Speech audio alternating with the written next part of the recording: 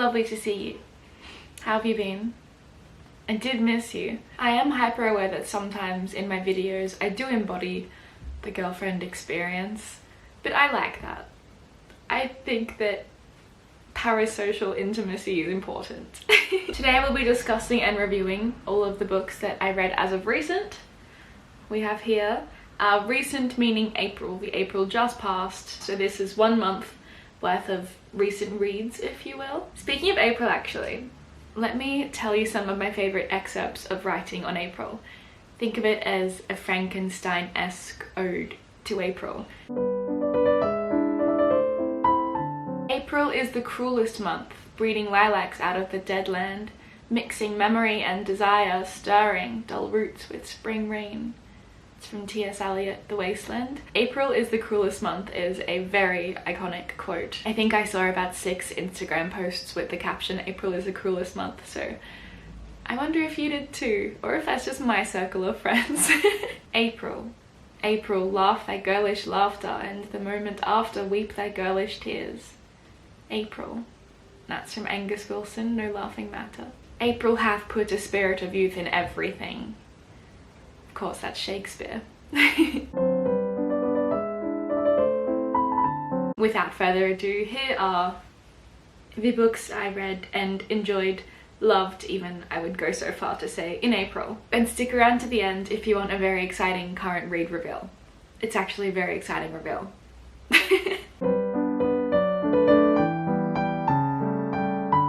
First up we have Nadja by André Breton. So this was first published in France in 1928 and it is said to have been the first surrealist romance novel. As the introduction says, Nadja is not a novel, but it is not strictly factual either. It is a semi-autobiographical account over the span of 10 days from the author's perspective of meeting a girl in Paris. Let me clarify to you, this is not a romance. This is a recount of obsession, of a haunting. It is a fever dream. Our titular love interest, Nadja, whose name happens to actually not be Nadja, is perhaps the OG manic pixie dream girl. Breton finds her so ethereal and otherworldly that he actually thinks she's not a girl. She is an apparition. Now I got this in Shakespeare & Co. in Paris because look at that stamp, isn't it beautiful? When one is in France, you read French literature. When I was in Italy, I read Italian literature. This will continue to go on so forth as I continue to travel. I was drawn to Nadja because it's very much my style of book. It's classic literature, it's surrealist, it's cerebral, it's weird, but it's also not my style of book in the sense that it's romance. So it was a gamble for me to buy, but I loved it. Every inch of my being, I am devoted to this book. It contains photos and images and excerpts of the things that Breton mentions, so there's relevance and it's just really fun to have evidence, I suppose. It also has one of the best opening and closing lines I've ever read in any book ever. Should I read them to you? Yeah, I'll read them to you. Who am I? If this once I were to rely on a proverb, then perhaps everything would amount to knowing whom I haunt. And the closing line, beauty will be convulsive or will not be at all. It goes without saying that this is a new personal favourite of mine, so I will be adding this to my favourite lists. Next up we have A Girl is a Half-Formed Thing by Emia McBride. It's an Irish name, I'm probably not saying it right. I will look it up because I don't want to be disrespectful. Ema. It's just Ema. Ema McBride. I need to gather my thoughts actually before I condense this book for you because I'm not sure this book can be condensed. This book destroyed me. I must preface this by saying that this contains major trigger warnings, full of content warnings in most ways imaginable. It is terrifyingly graphic and detailed when it explores some things that naturally a lot of people would not be able to digest. This book is relentless. Now that that's out of the way, and in a way that I probably shouldn't have sequenced it because now I sound insane for enjoying something so unhinged, but this is one of the best things I've ever read. This is a work of art. This is my bride's debut novel, and I think only novel actually, and it is set in rural Ireland. A girl is forced to navigate some very intense hardships from a very young age. Her younger brother has a brain tumour, her mother is abusive, her father is absent. They live in a god-soaked household in which religion is a means of justification to do horrible things. The narration is from the perspective of the half-formed girl, and it is broken and hard to follow at times, but to me it reads like poetry. It's brutal, it's unforgiving, it's terrifying, but it is raw and it is real, and it is one of the most interesting and fascinating and well done things I have ever read. You have been warned. 5 stars. Now, before we go forth, I would like to quickly have a word from my friends over at Squarespace, today's sponsor. So Squarespace is an online platform that makes creating and maintaining websites fun and easy, and it's perfect for everything from blogs to stores. Now, I know this for a fact because I built my personal website with Squarespace and I genuinely had a great time. There's an abundance of aspects I can play with, like blogging, because we all know I love blogging. There's member-only areas, which I'm really excited to play with in the near future. I also love how easily I can direct other social media accounts, so I can direct traffic to relevant places, like right here. Welcome. So you can go to squarespace.com to sign up and start your free trial. And when you're ready to launch your own website, you can head to squarespace.com/DakotaWarren to save 10% off your first domain or website. It's worth it, I'm telling you. Next up we have Elena Ferrante in the margins on the pleasures of reading and writing. Now, this was kindly sent to me with a collection of other books, so I had genuinely no idea what I was in for. I didn't choose it. But judging by the sheer size of it, I deduced that I could read it in one train ride, so I did. And it was one of the best things I've ever done. So if you haven't heard of Ferrante, she is a very talented and established author, and this collection of essays offers a rare glimpse into her mind and where her literary powers come from. She shares with us her biggest influences, her struggles, and her formation as both a reader and a writer. I am absolutely obsessed with the way she talks about how women write differently from this perspective to men, because we're obsessed with telling this beautiful, feral, filthy story while making it elegant. I can't explain it like she can. As a writer, this was an absolutely vital read, and if you are a writer, and if you identify as a woman also, I feel like this would be such an important thing to read for you too. Incredible read.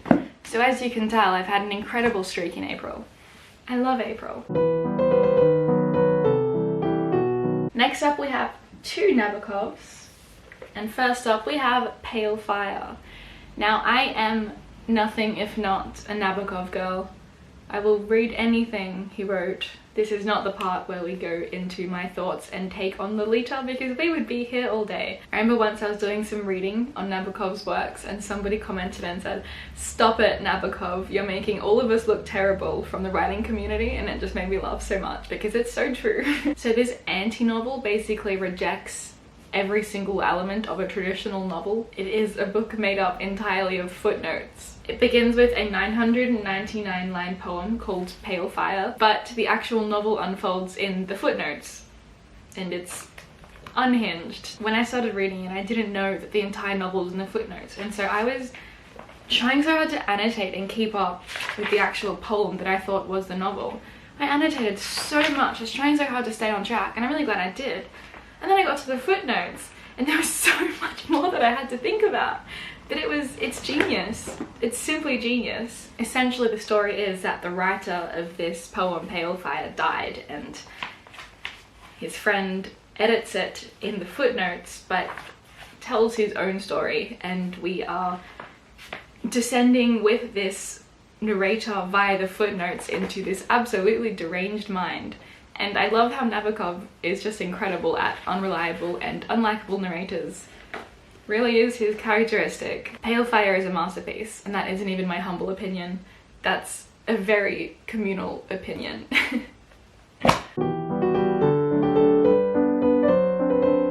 What do we have next?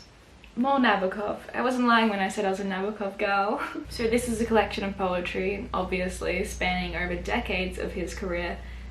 First one was written in 1914 and last was 1974. So there you have it. It's quite an extended period of time. Before Nabokov was a novelist, he was first and foremost a poet, and I believe he preferred to be referred to as a poet before anything else, so in my mind Nabokov is a poet. You can always tell a poet turns novelist. I know I've said this before, but the prose is always just unmatched. It's a very specific thing. Once you know to start looking for, you won't be able to stop. Nabokov's control over language will never cease to amaze me.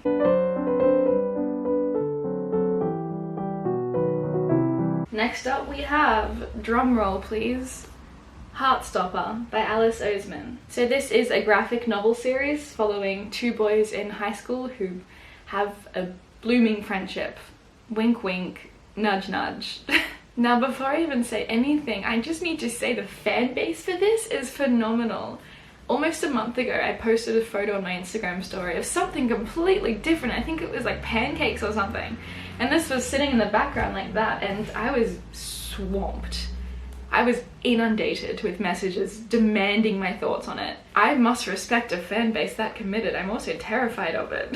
So context, I was lucky enough to be invited to the premiere for this, the Netflix premiere in London, before it actually aired on Netflix, and I got to meet the cast and speak to Alice, and it was a very incredible experience and I'm beyond grateful. But total transparency, I'd actually never heard of it until that moment. This was complete news to me. So I read this book after the premiere, so I inherently knew what was coming, but I was still grinning like a dork the whole time I was reading it because it's so cute and wholesome. It has done incredible things for the queer community, especially the young queer community who need it perhaps the most as they're coming to accept themselves. But this really is just a wholesome book with excellent vibes. Vibes are phenomenal. Anyway, thoughts on that done.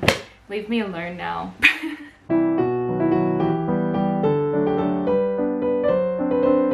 The next book that I've read is Submission by Michel Houellebecq.